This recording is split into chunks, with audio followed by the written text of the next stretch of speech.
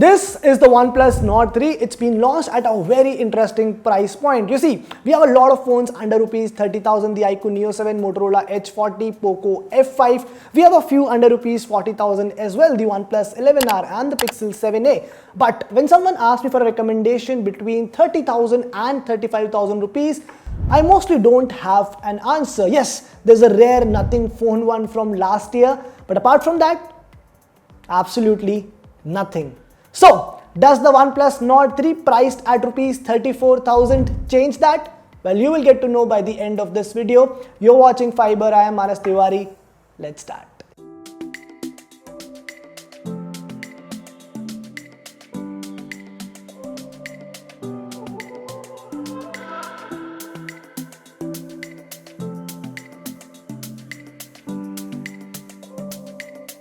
The Nord 3 is the quintessential Nord lineup phone. It's very difficult to ignore the similarities with the recently launched Nord CE3 Lite.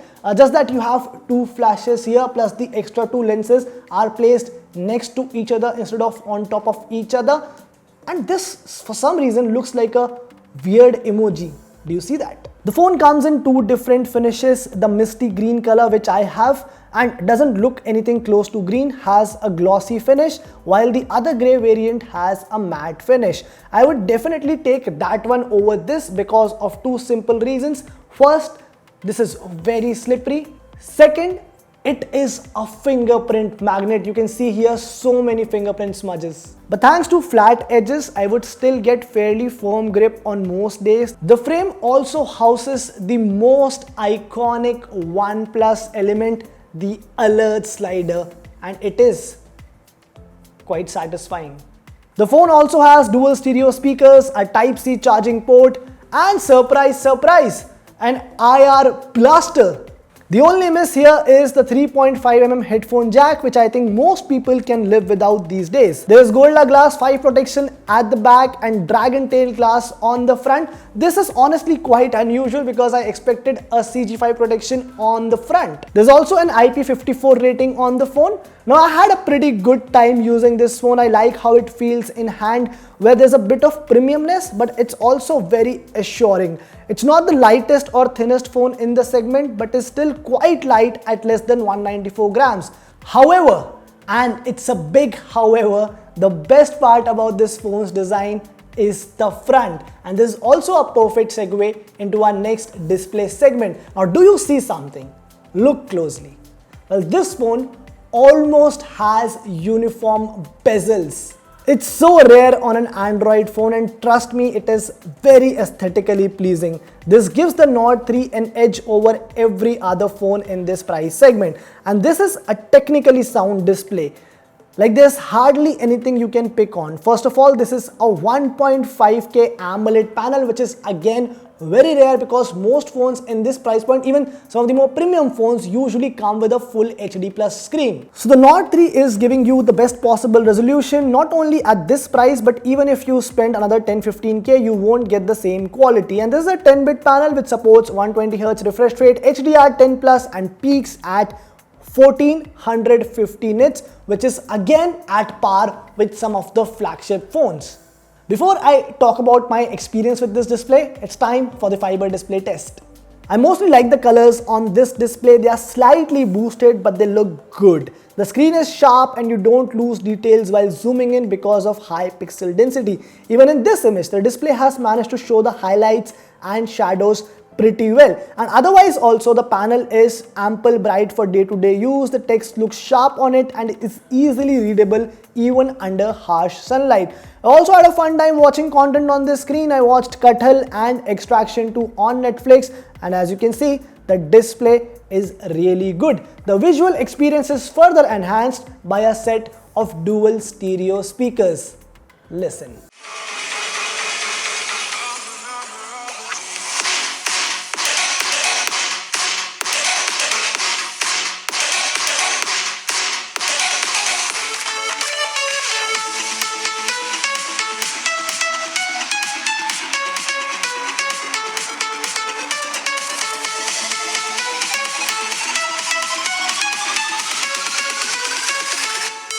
ज्यादा ये software focused एक event होता है जिसमें iOS जो नया होता है वो वॉच का जो इनका ऑपरेटिंग सिस्टम होता है वॉच ओएस, टीवी ओएस जो टीवी के लिए होता है, आईपैड ओएस, इन सब के जो नए फीचर्स होते हैं वो अनाउंस होते हैं, वो शोकेस किए जाते हैं. The big gains on this phone are in terms of performance. Now this one comes with a 4 nanometer based Dimensity 9000 chip, which is a huge upgrade on the 6 nanometer based Dimensity 1300 chip that was used on the Nord 2T. The standard variant has 8GB RAM and 128GB storage, and the top variant has 16GB RAM, which is again huge because you don't get to see too many phones in this price with 16GB of RAM. Also, this is an LPDDR5X RAM and UFS 3.1 storage. The combination definitely gives you a very solid performance. This phone scored almost 8.3 lakhs on AnTuTu, which is a huge jump over the Nord 2T, and this is still very close to the more premium OnePlus 11R. Even the Geekbench 6 scores are very close to what we have seen on the OnePlus 11R. I never thought that a Nord series phone will get so good, and this shows in day-to-day use as well as while gaming. The phone is super smooth and fun to use. It never threw a tantrum in daily routine. It's amazing that OnePlus is able to provide this sort of a performance on a mid-range phone. This stays true to gaming as well. I played Asphalt 9 and BGMI on this phone, which by the way has completed a month since its comeback. So only 2 more months to go. Let me know if you're still enjoying BGMI, you want it to stay, or if you'll be okay if it eventually leaves Play Store once again. But yes, the gaming performance is also solid. I didn't notice any frame drops or stutters. One problem with this phone though are the thermals. Simply said, they're not great. Now after every 30-40 minutes, I noticed that the phone used to get mildly warm. This happened during gaming, while I was watching videos on YouTube, or while I was using the camera application. So yes, simply said, the performance here is solid, but the thermals aren't. Beyond gaming and general use, there is a fingerprint sensor which is quick. The alert slider is extremely satisfying to use as well. And the software is slick as always. It runs Android 13 out of the box with Oxygen OS on top. It's neat with almost no bloatware. And guess what? You get 3 years of Android updates along with 4 years of security patches. Don't you see it? Solid performance, great display, good clean software with long life. Well, this could have been the perfect Pixel 7a alternative. But then there was camera.